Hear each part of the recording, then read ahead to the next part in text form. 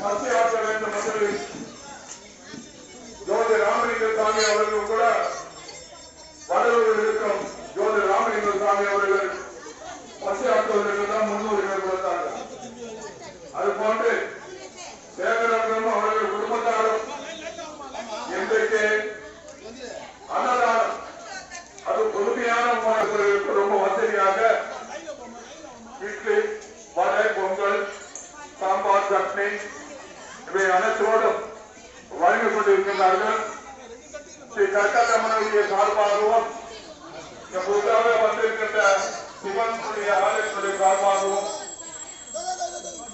பெற்ற நகையோடு வாழ்க வாழ்க என்ற மனமான உடமாற வாழ்த்துகின்றோம்.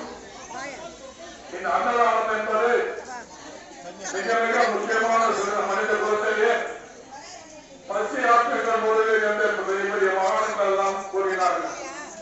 அந்த வகையிலே சேகரம் அவர்களுடைய குடும்பத்தாரும் இன்றைக்கு பக்தர் சுற்றுமை இந்த பகுதியில் இருக்கின்றவர்களுக்கும் பசி ஆற்றிக் கொண்டிருக்கிறார்கள்.